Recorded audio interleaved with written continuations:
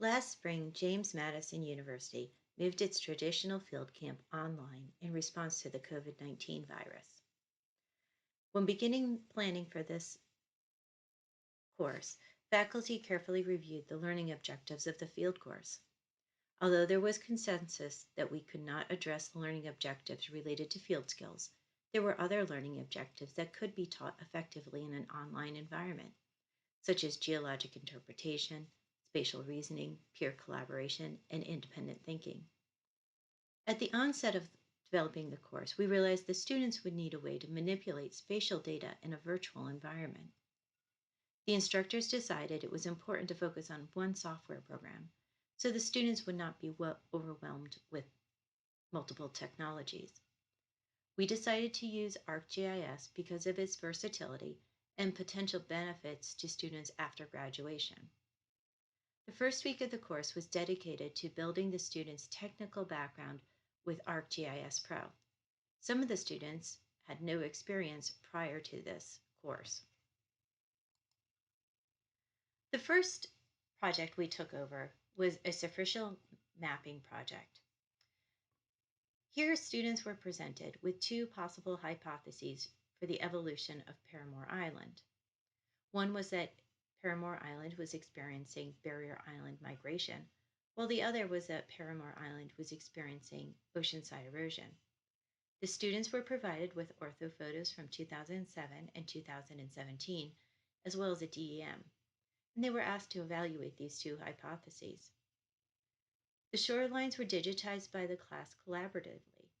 Each student was given one small segment, and then later, all the data was merged into one complete data set for all the students to use in the analysis. By working collaboratively, the students gained experience digitizing, but at the same time didn't have to spend a large amount of time on this tedious task. Students approached the analysis from different ways. Some students calculated erosion weights, while others looked at the volume change between the 2 years. The end product included a GSA style poster, like shown here, or a story map. And you can look at an example story map using the QR code or the link provided on the poster.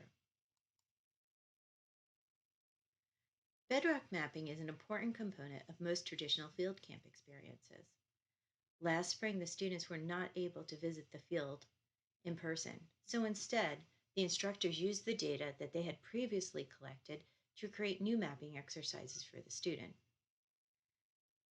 Because the data collection component of the mapping exercises was minimized, students had more time to focus on the analysis and the hypotheses they developed.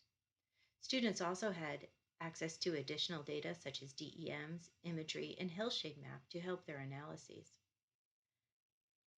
How the data was shared with the students was thoughtfully considered for each project and changed based on the learning objectives for the specific project.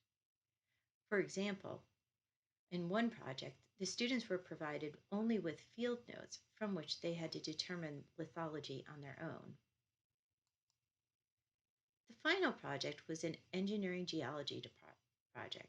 Here, students were asked to select a route for a proposed roadway. They designed a road cut. In this project, they were introduced to photogrammetry. Using photogrammetry, the students were able to virtually collect their own strike and dip data. Because of necessity, JMU quickly transformed their traditional field camp into a virtual course. By choosing projects carefully, the students were exposed to a wide variety of geologic projects. At the conclusion of the course, the students had gained confidence in using multiple data sources to develop conclusions, spatial reasoning, peer collaboration, and independent thinking. If you have any additional questions or ideas to share, please join us on Thursday, October 29th at 5:30 in technical session 240, Teaching Field Geology Without the Field.